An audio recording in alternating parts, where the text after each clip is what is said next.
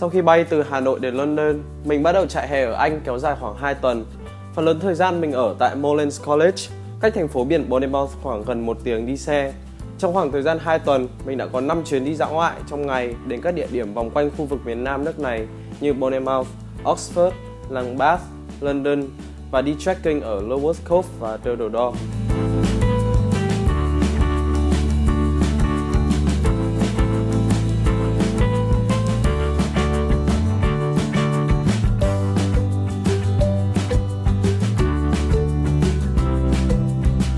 Quá trình chuẩn bị cho trại hè đi Anh của mình bắt đầu bằng thủ tục xin visa, cách ngày đi khoảng 2 đến 3 tháng.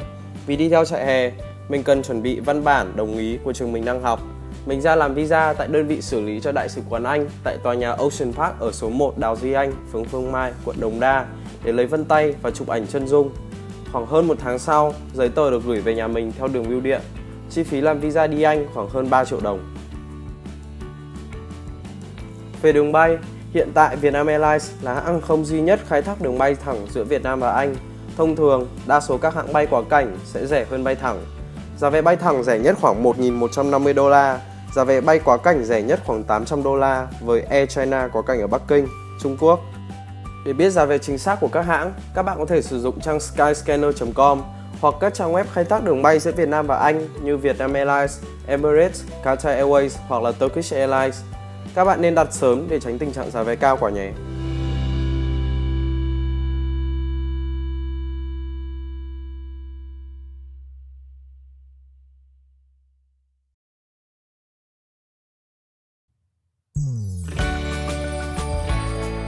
Điểm đến đầu tiên trong trại hè 2 tuần của mình là Bournemouth, một thị trấn nghỉ dưỡng nằm ở miền Nam nước Anh.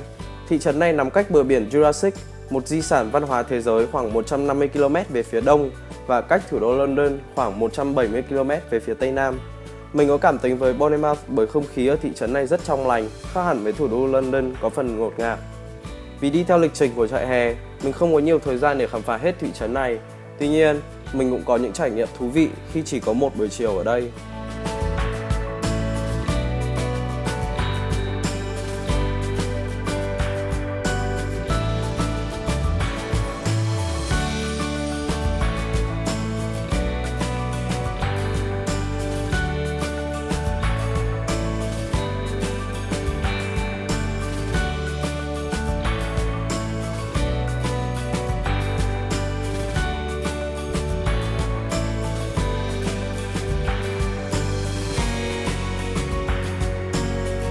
Ấn tượng đầu tiên về Bournemouth đó chính là mật độ không gian xanh ở đây, khi bạn có thể bắt gặp nhiều công viên khi đi dạo quanh thị trấn.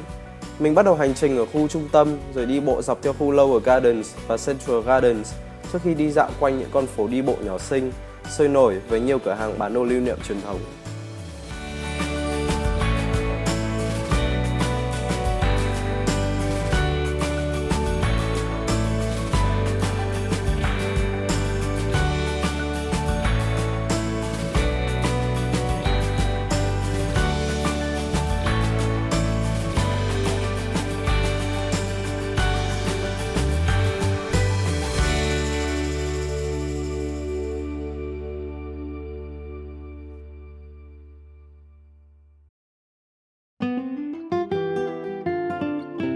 Chia tay về Bournemouth, mình bắt đầu hành trình 2 tiếng đồng hồ đến Oxford. Đây là một thành phố rất nổi tiếng bởi đây là nơi Đại học Oxford được đưa vào sử dụng cách đây hơn 900 năm vào năm 1096. Điểm đến đầu tiên của mình tại Oxford là khu nhà thờ lớn Christ Church. Tuy nhiên, trước khi vào bên trong, mình và mọi người đã dành khoảng 2 tiếng để đi bộ khám phá thành phố.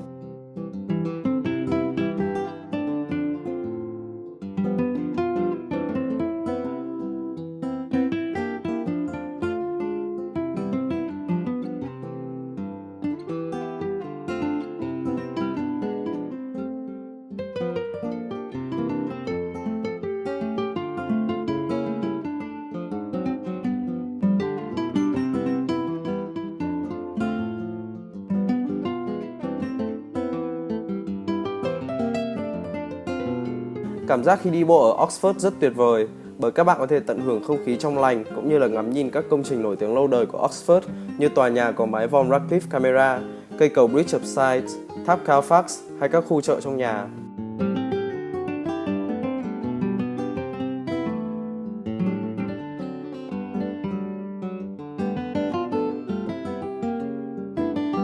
Trong số các công trình này, mình có ấn tượng với Bridge of Sighs nhất. Công trình độc đáo này còn được gọi là cầu Hertford, đặt theo tên của trường đại học Hertford, một trong 39 trường hợp thành đại học Oxford. Cách duy nhất để các bạn có thể đi qua cây cầu hơn 100 tuổi này là các bạn phải là sinh viên của đại học này.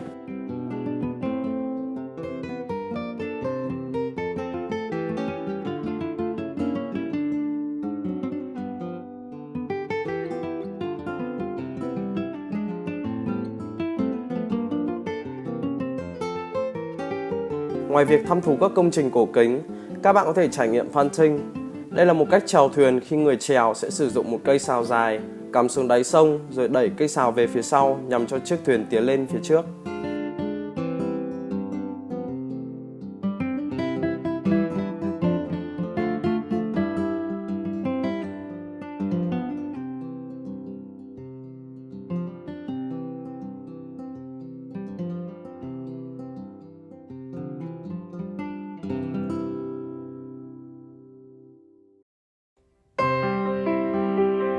Vào buổi chiều, mình và mọi người ghé thăm phim trường của bộ phim Harry Potter ở bên trong khu nhà thờ lớn Christchurch. Giá vé vào cửa dao động giữa 9 và 10 bảng, tương đương khoảng 250 và 280.000 đồng. Giá vé dành cho gia đình 4 người là 25 bảng hoặc 700.000 đồng. Ngoài ra trẻ em dưới 5 tuổi được miễn phí. Công trình được xây dựng vào khoảng cuối thế kỷ 12. Khi mới bước vào, các bạn sẽ thấy choáng ngợp bởi hành lang nhà thờ có các chi tiết kiến trúc cầu kỳ thời Trung Cổ ở miền Nam nước Anh. Nhà thờ gồm có một sảnh chính, nơi treo nhiều bức tranh khổ lớn treo hai bên tường và các dãy bàn dài như cho các học sinh các lớp của trường Hogwarts.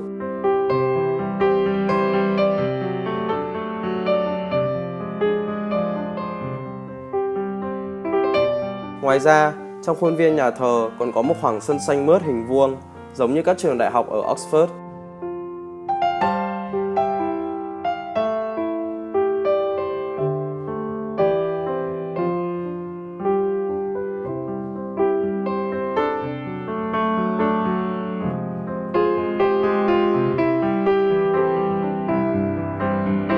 Ở phía cuối sảnh chính là nơi của ca đoàn, mộ của hiệp sĩ John Dale Knowles mất năm 1386.